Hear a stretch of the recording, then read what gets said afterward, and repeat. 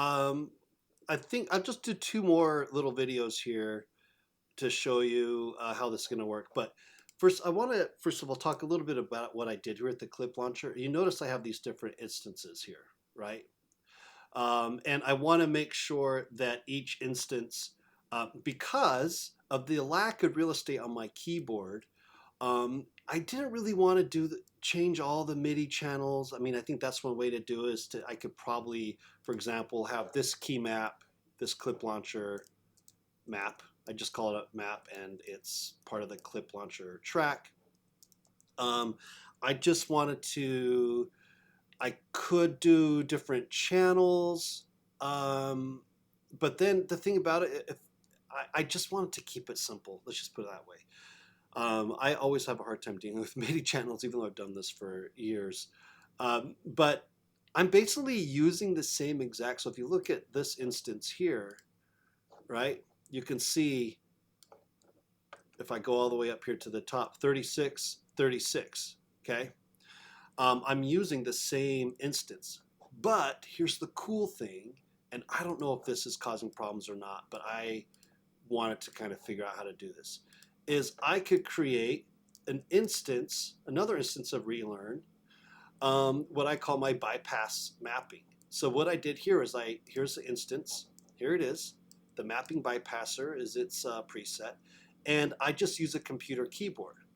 So when I hit numpad 1, for example, okay, and I have it, if I go to edit, it's set as a toggle. That's one thing. Anytime you go to edit, you can set it however you want, okay? And you basically, oh, I didn't even show you this, how you actually map it. You just learn the source, right? Sometimes this would be like a latch mode or something. You learn the source. If I click on that, learn source, then I clicked on numpad 1 and it showed me that. And then I learned the target.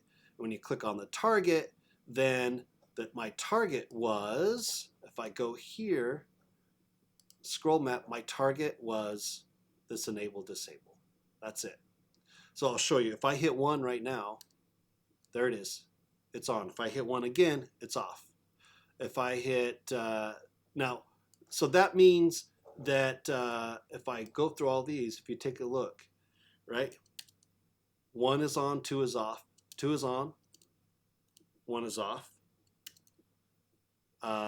You see here, this track, that's mapped out, and then I can just keep going through. And I'm pressing 2 numbers at once, but it's, you know, I just realized too that the numpad is not going to be on my laptop keyboard, so I might have to remap that a little bit, but that's okay, not a big problem.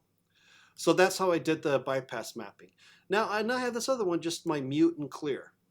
So I'll add some other things to this. Since my kill switch is C4 and that's universal, I just built it into every Playtime. So instance right here, C4 is built in to kill all the playback.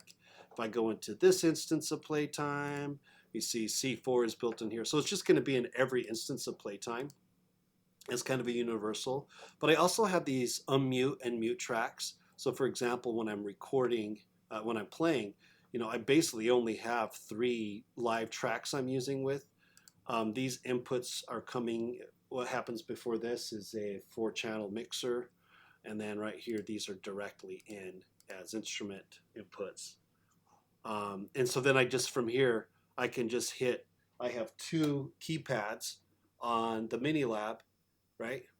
Right now the brute is muted, and right now the rack is muted.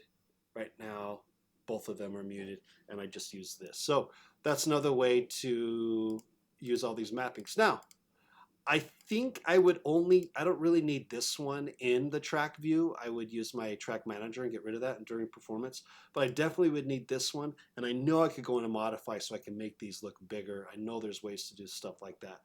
But I'm really going to be looking at here, making sure I know what's going on during performance. All right, next I'm going to show you a little bit of how I'm setting up the live performance with markers and regions. And then I'll show you how I'm scoring it out. I've already scrolled out one song, scoring it out so I can show you, basically I'm reading it like a notated score so it can kind of get the idea of how it works. And hopefully I would like to do a demo at some point soon.